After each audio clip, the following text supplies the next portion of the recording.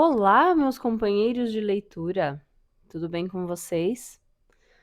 Hoje é quarta-feira, mais um dia de bloco de capítulos de Ramsés, o Templo de Milhões de Anos.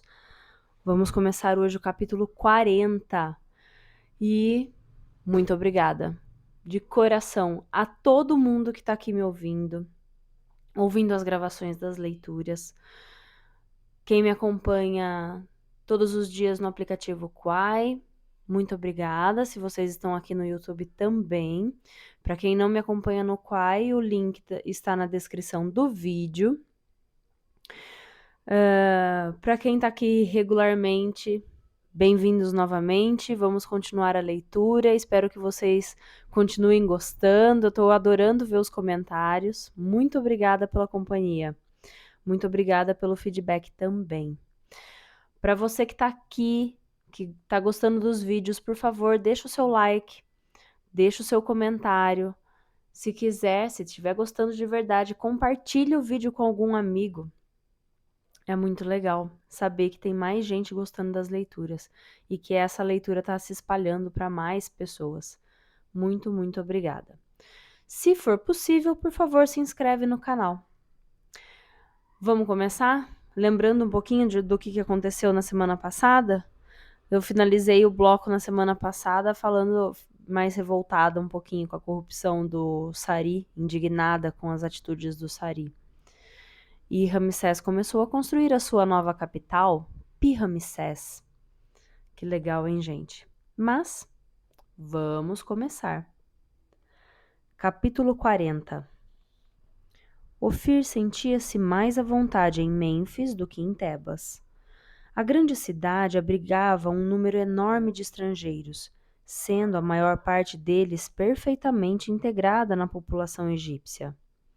Havia entre eles adeptos da doutrina de Akenaton, cuja fé vacilante o mago reavivava, prometendo-lhes que tal doutrina lhes daria num futuro próximo felicidade e prosperidade. Os que tiveram a sorte de ver Lita, sempre silenciosa, ficaram muito impressionados. Ninguém duvidava de que corria sangue real em suas veias e que ela era realmente a herdeira do rei maldito. O discurso paciente e persuasivo de Ofir fazia maravilhas, e a vila menfita da irmã de Ramsés servia de local para proveitosos encontros que, dia após dia, permitiam aumentar o número de partidários do Deus único. Ofir não era o primeiro estrangeiro a propagar ideias originais, mas o único a tentar ressuscitar a heresia rejeitada pelos sucessores de Akenaton. Sua capital e sua sepultura haviam sido abandonadas, e nenhum cortesão fora sepultado na necrópole próxima da cidade de Aton. E todos sabiam que Ramsés, depois de ter submetido à sua vontade a hierarquia de Karnak, não toleraria qualquer perturbação religiosa.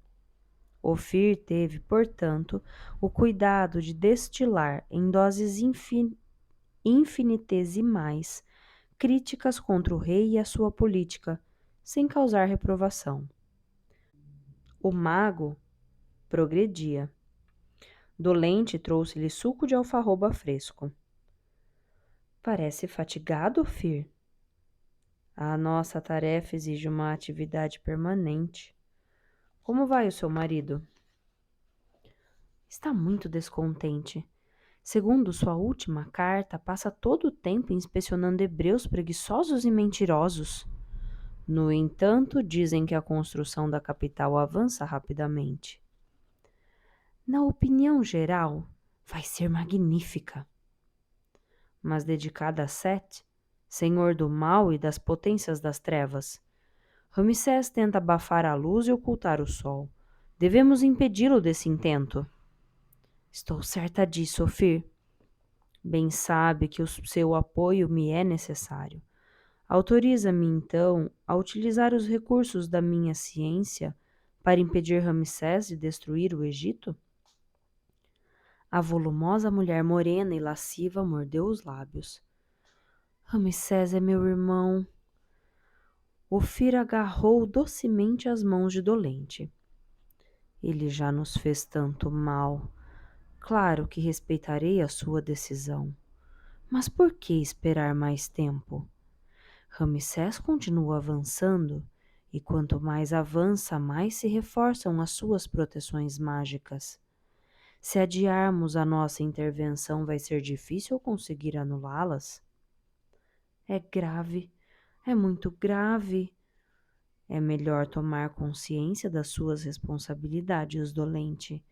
Ainda posso agir, mas logo será tarde demais. Dolente hesitava em pronunciar uma condenação definitiva para o irmão Faraó. Ofir largou-lhe as mãos. Talvez exista outro meio. Em que está pensando? Correm rumores de que a rainha Nefertari está grávida. Não é nenhum rumor, basta olhar para ela. Dedica-lhe alguma afeição? Absolutamente nenhuma. Esta noite, um dos meus compatriotas vai me trazer o necessário. Vou fechar-me em meu quarto, gritou Dolente antes de desaparecer. O homem chegou no meio da noite. A vila estava silenciosa. Dolente e Lita dormiam. Ofir abriu a porta da casa, agarrou o saco que o mercador lhe estendia e pagou com 2 lençóis de linho que Dolente lhe dera. A transação demorou apenas alguns instantes.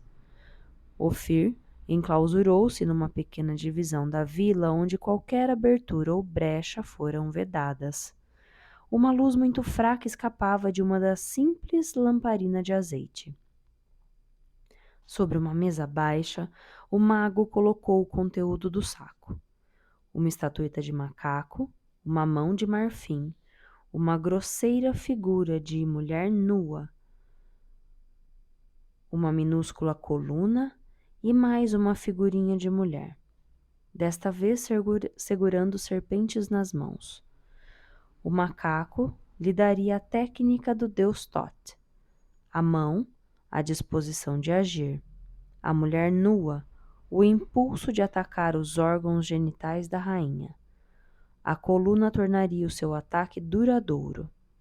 A mulher com serpentes destilaria o veneno da magia negra no corpo de Nefertari. A tarefa de Ofir não se apresentava fácil. A rainha possuía forte personalidade e, na altura de sua coroação, se beneficiara de proteções invisíveis, idênticas à de Ramsés. Mas a gravidez tornava suas defesas menos eficazes. Outra vida se alimentava da de Nefertari, privando-a pouco a pouco das suas forças. Seriam necessários pelo menos 3 dias e 3 noites para que o feitiço tivesse chance de fazer efeito. Ofir estava decepcionado por não atacar diretamente a Ramsés, mas a excitação da irmã o impedia de fazê-lo. Quando o cérebro de Dolente estivesse completamente dominado, visaria a uma finalidade mais ambiciosa. Seu objetivo no momento era enfraquecer o adversário. Entregando a gestão dos negócios comuns a Amene e aos seus ministros, Ramsés ia frequentemente ao canteiro de obras de Pi-Ramsés.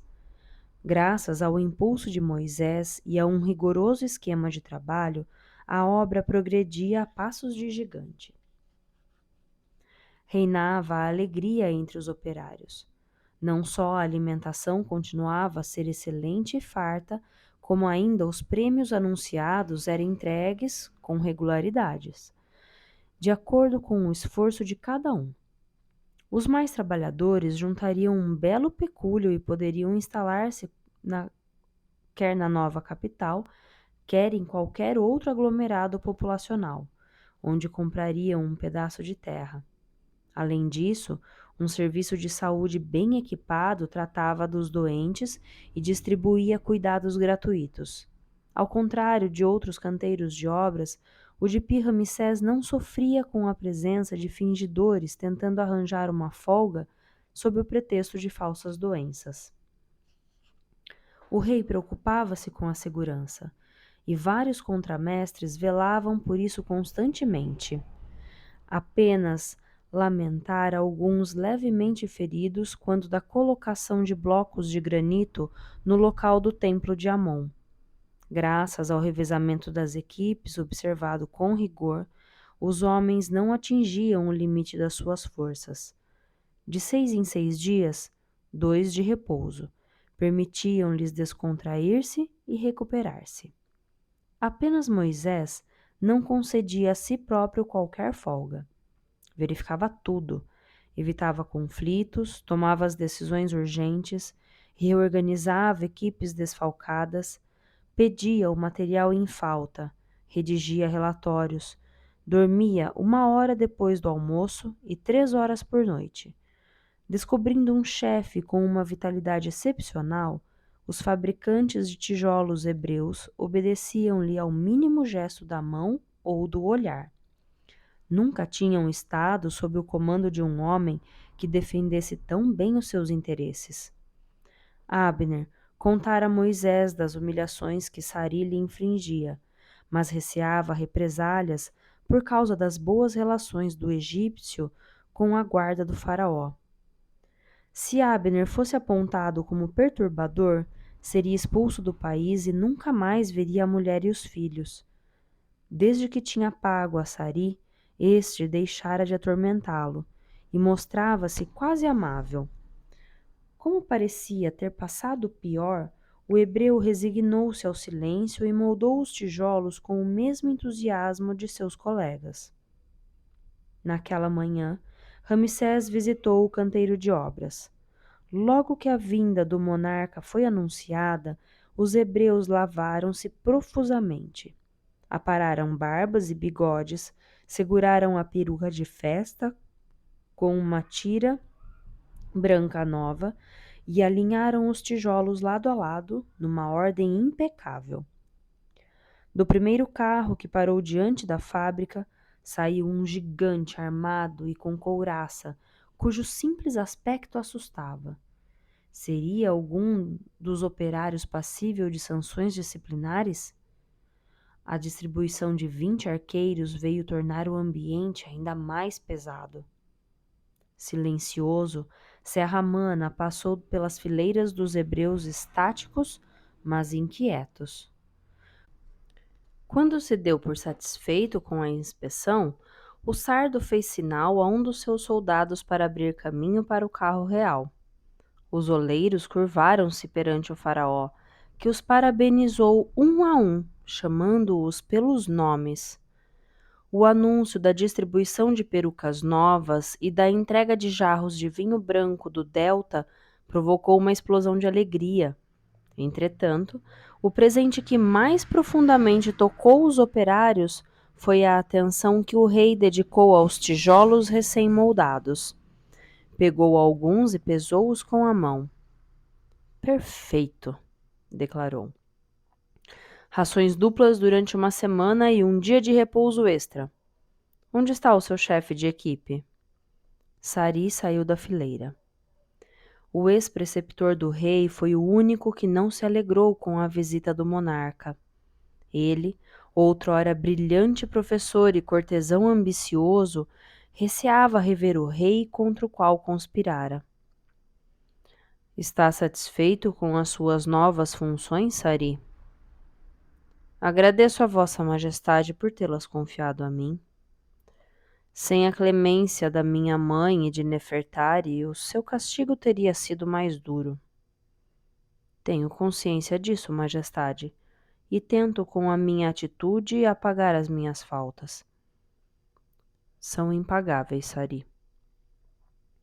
O remorso que sinto até hoje me corrói o coração. Deve ser bem doce para permitir que sobreviva tanto tempo ao seu crime. Vossa Majestade não vai me dar mais o perdão? Ignoro essa possibilidade, Sari. Ou se vive na regra, ou fora da regra. Você manchou o nome de Maat e a sua alma será para sempre vil. Que Moisés não tenha motivos para se queixar de você, porque senão não terá mais oportunidade de fazer mal a ninguém. Jura, Vossa Majestade, que... Nem mais uma palavra, Sari. E dê-se por feliz por ter tido a sorte de trabalhar na edificação de Pi-Ramsés. Quando o rei tornou a subir em seu carro, as aclamações brotaram de todos os peitos. Contra a vontade, Sari juntou-se ao concerto. Fim do capítulo 40. Capítulo 41. Como previsto, a construção dos templos era mais demorada do que a dos prédios profanos. No entanto, a entrega dos blocos era feita sem atrasos, e os especialistas na sirga, entre os quais inúmeros hebreus, encaminhavam-nos com regularidade para os canteiros de obras. Graças à imensa atividade dos fabricantes de tijolos, o Palácio Real, cujas partes em pedra estavam confiadas a especialistas, formava uma massa importante no centro da capital. Acostavam os primeiros barcos de transporte. Os armazéns estavam abertos. As oficinas de marcenaria criavam móveis de grande luxo e a fábrica de mosaicos envernizados iniciava sua produção. As paredes das vilas pareciam brotar da terra, os bairros da cidade tomavam forma, e as casernas, em breve, alojariam as primeiras tropas. O lago do palácio está esplêndido, revelou Moisés. Prevejo o final da sua escavação para meados do próximo mês. A sua capital será bela, Ramsés, porque é construída com amor.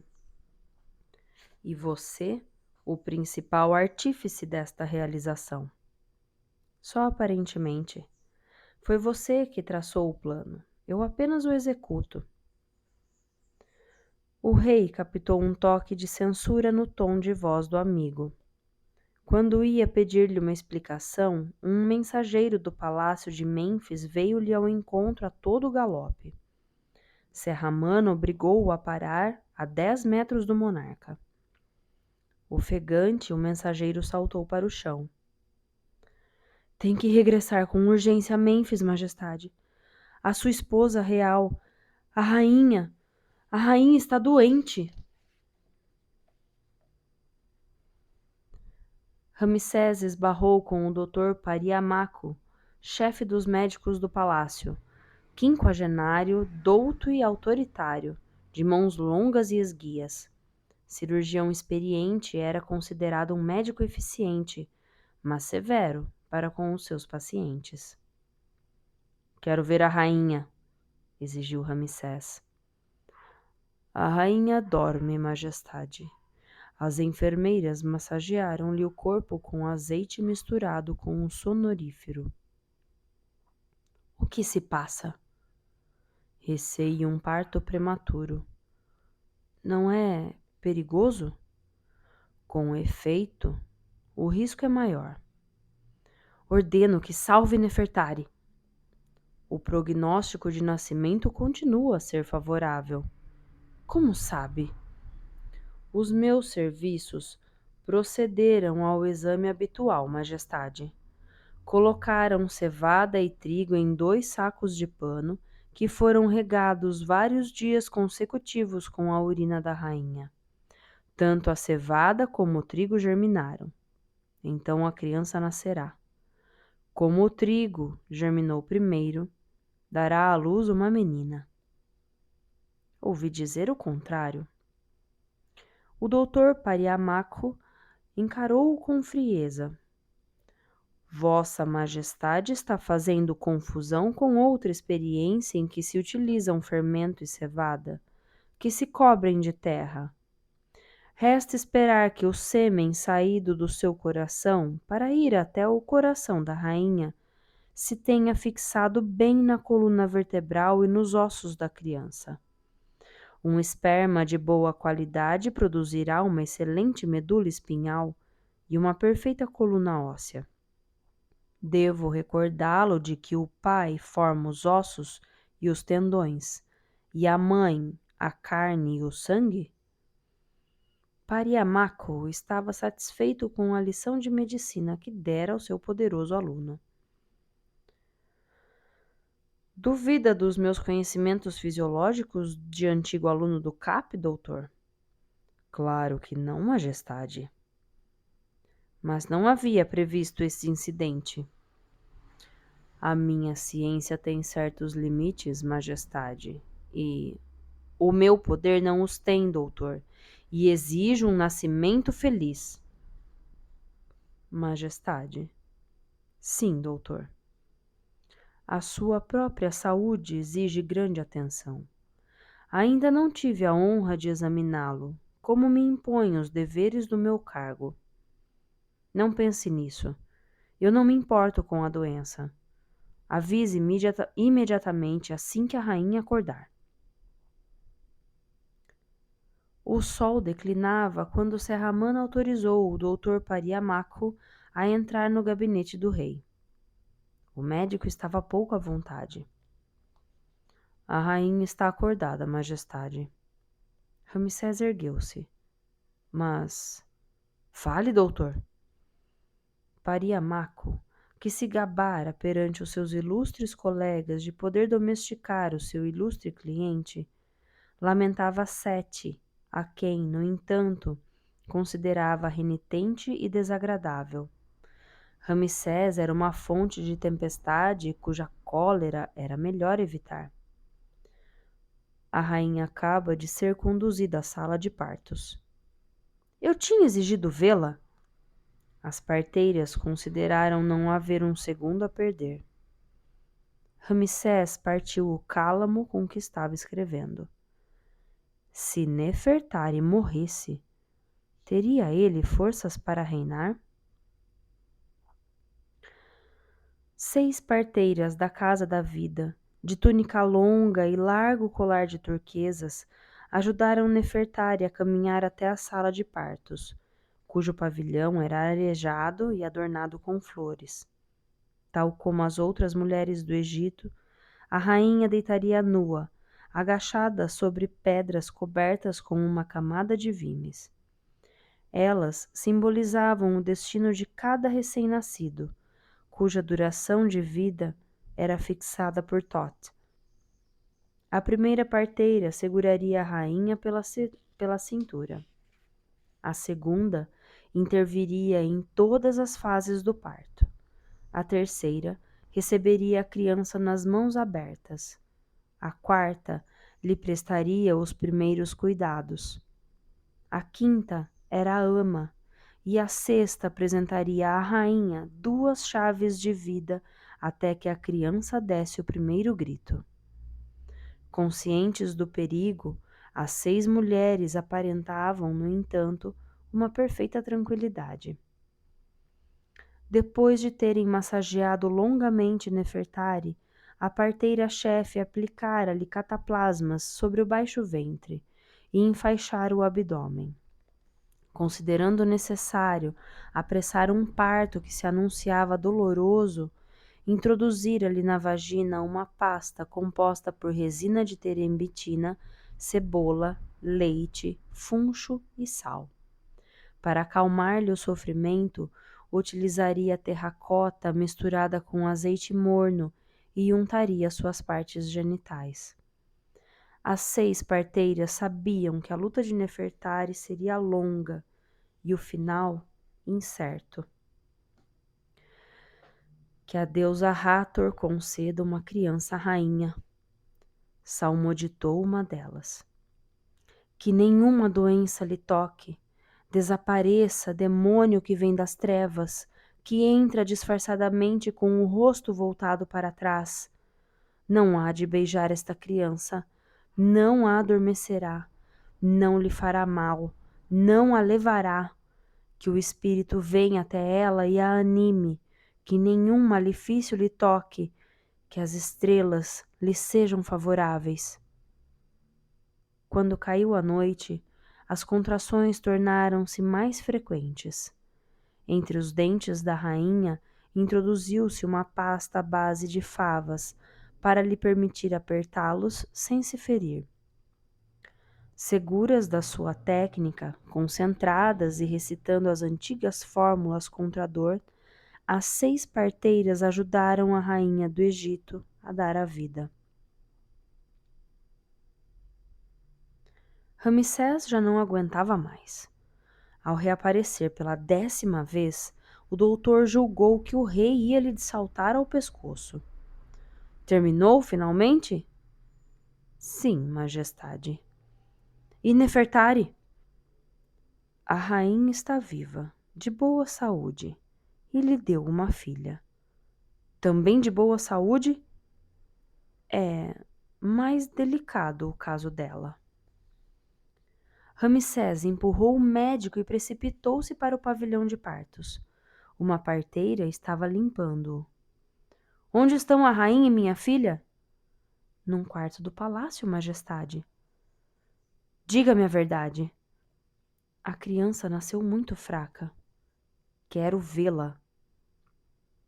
Descontraída, radiosa, mas esgotada, Nefertari dormia. A parteira-chefe fizera-a beber uma poção sedativa.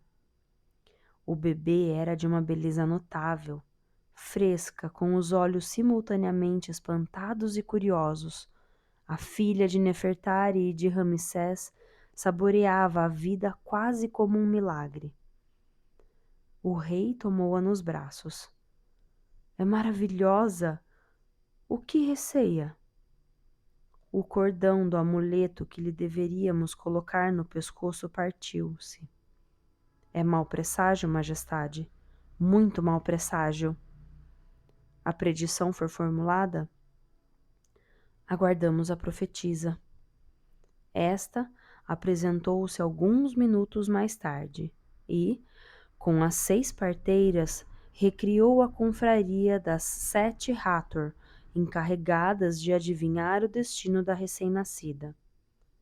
Formando um círculo em redor dela, uniram os seus pensamentos para penetrarem o futuro. A medição demorou mais tempo do que o habitual. Com expressão sombria, a profetisa destacou-se do grupo e encaminhou-se para o rei. O momento não é propício, majestade. Somos incapazes de... Não minta. Podemos enganar-nos. Peço-lhe que seja sincera. O destino desta criança será decidido nas próximas 24 horas. Se não descobrirmos um meio de afastar os demônios que lhe roem o coração, a sua filha não sobreviverá à próxima noite. Fim do capítulo 41. Capítulo 42. A ama, de excelente saúde, foi encarregada de amamentar a filha do casal real. O próprio doutor Pariamaco controlara o seu leite, que devia ter o agradável odor da farinha de alfarroba. Para garantir uma forte subida do leite, a ama bebera suco de figueira e comera espinha dorsal de peixe, cozida e esmagada juntamente com azeite. Para desespero da ama e do médico, o bebê recusou-se a alimentar. Experimentaram outra ama, sem êxito. A última solução, um leite excepcional conservado num vaso em forma de hipopótamo, não lhe deu melhores resultados. O recém-nascido não absorveu o líquido untuoso que escorria das tetas do animal artificial. O médico umedeceu os lábios da pequena paciente e preparava-se para envolvê-la num pano úmido quando Ramsés a tomou nos braços. É necessário hidratá-la, majestade. A sua ciência é inútil. A minha força a manterá viva. Apertando a filha de encontro ao peito, o rei caminhou até o leito de Nefertari. Apesar do seu esgotamento, a rainha continuava radiosa. Estou feliz, tão feliz. Ela não está bem protegida? Como se sente? Não se inquiete. Já pensou no nome da nossa filha? Esse papel pertence à mãe. Ela se chamará Meritamon, a amada de Amon, e há de presenciar o seu templo de milhões de anos. Enquanto ela estava nascendo, tive um estranho pensamento. É preciso construí-lo sem demora, Ramsés. Esse templo será a sua melhor defesa contra o mal. Nele estaremos unidos contra a adversidade. O seu desejo se tornará realidade. Por que aperta nossa filha com tanta força? O olhar de Nefertari era tão límpido, tão confiante, que Ramsés foi incapaz de lhe esconder a verdade. Merit-Amon está doente. A rainha ergueu-se um pouco no leito e agarrou o pulso do rei. De que sofre ela? Recusa qualquer alimento, mas hei de curá-la. Exausta, a rainha cessou de lutar. Já perdi um filho.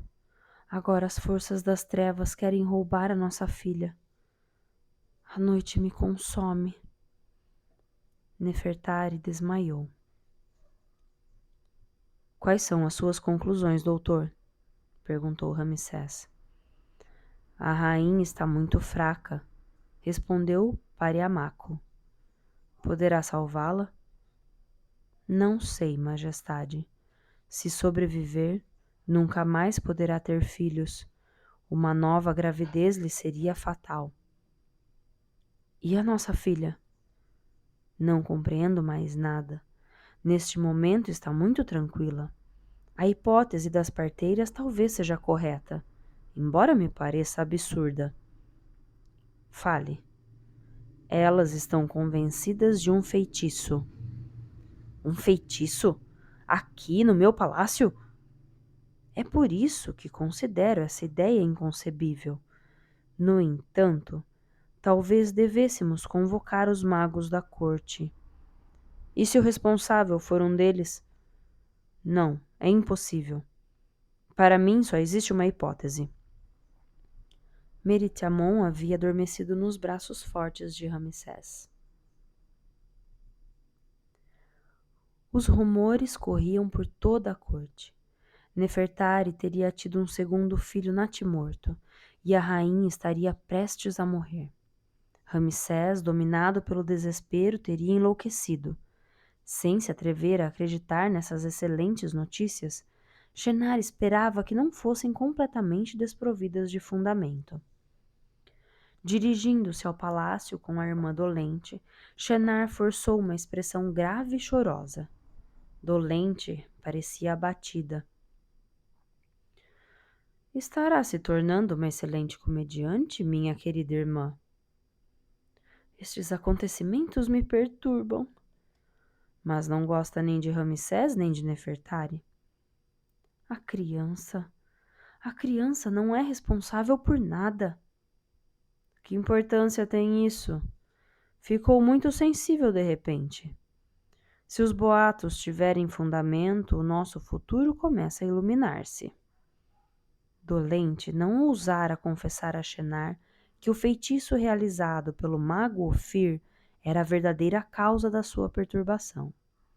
Para ter conseguido quebrar o destino do casal real, o Líbio possuía um raro e poderoso domínio das forças obscuras. Amene, mais pálido do que de costume, recebeu Dolente e Shenar. Dadas as circunstâncias, declarou este, imaginamos que o rei desejaria ter perto de si o irmão e a irmã. Lamento, mas ele prefere ficar só. Como está Nefertari? A rainha repousa. E a criança? O doutor Pariamaco está tratando dela. Não pode nos dar mais detalhes? É preciso ter paciência. Quando Shenar e Dolente estavam saindo do palácio, viram passar Serramana e seus soldados, levando um homem sem peruca, mal barbeado e vestido com uma túnica de pele de antílope cheia de bolsos. Com passos rápidos, dirigiam-se para os aposentos privados do casal real. Setaou, você é minha última esperança. O encantador de serpentes aproximou-se do rei e contemplou o bebê que ele segurava nos braços. Não gosto de crianças, mas esta aqui é uma pequena maravilha. Obra de Nefertari, claro. Meritamon, a nossa filha. Ela vai morrer, Setaou. Que está dizendo? Feitiço. Aqui no palácio? Não sei. Como se manifesta? Ela se recusa a comer. E Nefertari? Também está muito mal. Suponho que esse querido doutor Pariamaco já cruzou os braços. Não sabe mais o que fazer. É a sua atitude normal. Coloque suavemente a sua filha no berço. Ramsés obedeceu. Logo que deixou os braços do pai, Meritamon começou a respirar com dificuldade. Só a sua força mantém viva. Era o que eu receava, mas... O que se pensa neste palácio? A criança nem sequer tem um amuleto protetor? De um dos bolsos, Setaou tirou um em forma de escaravelho. Pendurou-o num cordão de 7 nós e colocou-o no pescoço de Meritamon. No escaravelho havia uma frase: A morte raptora não se apoderará de mim. A luz divina salvar-me-á. Torne a pegar sua filha e abra-me as portas do laboratório, ordenou Setaou. Acha que conseguirá? Falaremos depois, os momentos estão contados. O laboratório do palácio tinha diversas seções. Setaou fechou-se no compartimento onde estavam armazenados caninos inferiores de hipopótamos machos, que por vezes ultrapassavam 70 centímetros de comprimento e 10 de largura. Talhou um em forma de crescente lunar, de extremidades alongadas, e depois de ter polido a superfície sem estragar o marfim, gravou nele várias figuras destinadas a afastar as forças maléficas vindas da noite para matarem a mãe e a filha. Setaou escolhera as que lhe tinham parecido mais adequadas à situação. Um grifo alado com corpo de leão e cabeça de falcão, um hipopótamo fêmea manejando uma faca, uma rã, um sol resplandecente e um anão barbudo segurando serpentes em cada uma das mãos. Descrevendo-as em voz alta, tornou-as eficazes e ordenou-lhes que cortassem a goela dos demônios machos e fêmeas, que os espizinhassem, que os dilacerassem e os fizessem fugir. Depois, preparou uma poção à base de veneno de víbora para abrir a boca do estômago, mesmo numa dose infinitesimal, talvez fosse demasiado violenta para o organismo de um recém-nascido. Quando Setaou saiu, o doutor Pariamaco precipitou-se para ele aflito. É preciso agir depressa, a criança está definhando. Contemplando o pôr do sol, Ramsés continuava segurando a filha nos braços, abandonada e confiante. Apesar do seu magnetismo, a respiração do bebê começava a tornar-se irregular. A filha de Nefertari, o único fruto da sua união que poderia viver. Se Meritamon morresse, Nefertari não sobreviveria ao choque da perda. A cólera apoderou-se do coração do rei, uma cólera que desafiaria as trevas que avançavam rastejando e salvaria a filha dos seus malefícios. Setaou entrou no quarto. Na mão, segurava o marfim esculpido. Isto deveria deter o feitiço, mas não será suficiente. Se quisermos curar os malefícios causados no interior do corpo para permitir-lhe alimentar-se, teremos de fazê-la beber este remédio. Ao saber da sua composição, o doutor Pariamaco sobressaltou-se. Oponho-me, majestade! Tem certeza do resultado, Setaou? O perigo é real. Você é que vai decidir. Administre-o. Fim do capítulo 42. Capítulo 43. Setaou colocou o marfim sobre o peito de Meritamon. Estendida no braço, com grandes olhos interrogadores, a criança respirava calmamente. Ramsés, Setaou e o Dr. Parimaco permaneceram silenciosos. O talismã parecia eficaz, mas seria sua proteção duradoura? 10 minutos mais tarde, Meritamon agitou-se e chorou. Tragam-lhe uma estátua da deusa Opet, ordenou Setaou. Vou voltar para o laboratório. Doutor, molhe levemente os lábios da criança. Não faça mais nada. Opet, o hipopótamo fêmea, era a patrona das parteiras e das amas. No céu tomava a forma de uma constelação que impedia a ursa maior, de natureza ligada a Set, e portanto detentora de um poder formidável, de perturbar a paz de Osíris ressuscitado. Cheia de leite materno e carregada de energia positiva pelos magos da Casa da Vida, a estátua de Opet foi colocada à cabeceira do berço. Sua presença acalmou a criança. Meritamon tornou-o a adormecer. Setaou reapareceu, segurando em cada mão um marfim mágico grosseiramente talhado. É rudimentar, mas deverá bastar. Colocou o primeiro sobre o ventre do bebê e o segundo sobre os pés. Meritamon não esboçou qualquer reação. Agora está protegida por um campo de forças positivas. O feitiço foi quebrado e o malefício anulado. Está salva? Perguntou o rei. Apenas a amamentação a arrancará da morte. Se a boca do seu estômago continuar fechada, ela morrerá. Dê-lhe a sua poção. Pode dá-la você mesmo. Com doçura, Ramsés separou os lábios da filha profundamente adormecida e deitou o líquido ambarino em sua pequena boca. O doutor Pariamaco recusou-se a olhar. Alguns segundos mais tarde, Meritamon abriu os olhos e chorou. Depressa, disse Setaou. As tetas da estátua. Ramsés levantou um pouco a filha.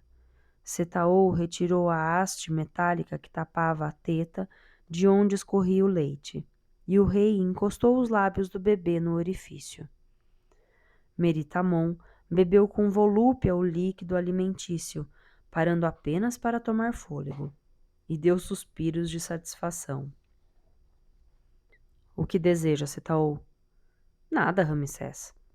Nomeio o diretor dos magos do palácio. Eles que trabalhem por seus próprios meios. Como está Nefertari? Está surpreendente. Amanhã vai passear no jardim. E a menina? Tem uma inesgotável sede de viver. O que predizem as 7 fadas? Que o véu negro que cobria o destino de Meritamon rasgou-se. Viram um vestido de sacerdotisa, uma mulher de grande nobreza e as pedras de um templo. Uma existência austera, ao que parece. Você merece ser rico, Setaou. As minhas serpentes, os meus escorpiões e lotos bastam-me. Terá crédito ilimitado para suas pesquisas. Quanto à sua produção de veneno, é o palácio que vai comprá-la pelo melhor preço para ser distribuída aos hospitais. Recuso privilégios. Não se trata de privilégios. Os seus produtos são excelentes, por isso a sua remuneração deve ser elevada e o seu trabalho encorajado.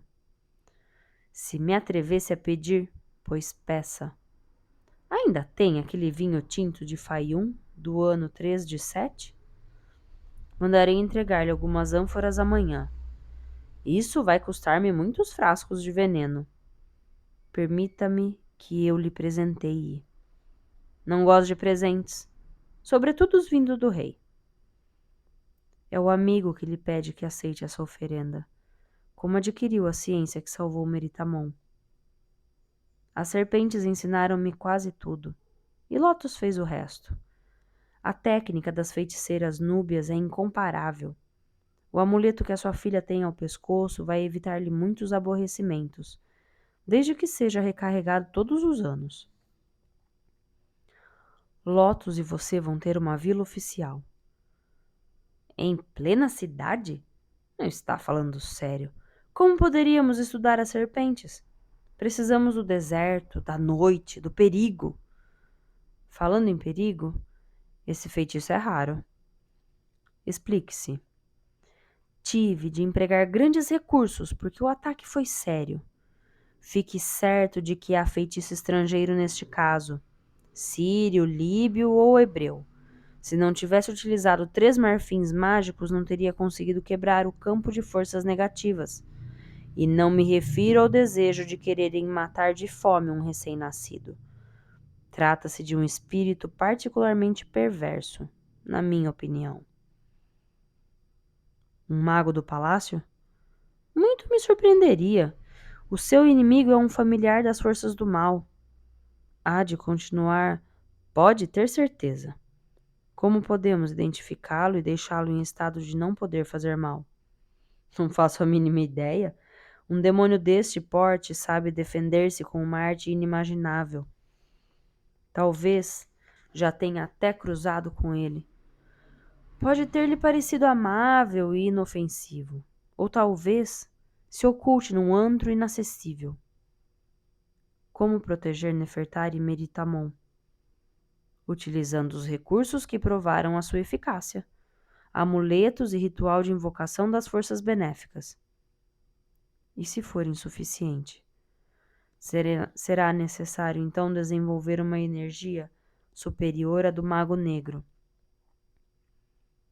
Criar, portanto, um local que a produza. O Templo de Milhões de Anos. Ramsés não poderia ter um aliado melhor e mais eficaz. Pi-Ramsés continuava crescendo. Não era ainda uma cidade, mas as grandes construções e as casas iam tomando forma, dominadas pela massa imponente do palácio, cujos alicerces de pedra eram equivalentes aos de Tebas e de Mênfis. O entusiasmo no trabalho não diminuía. Moisés parecia infatigável e a intendência continuava a ser exemplar.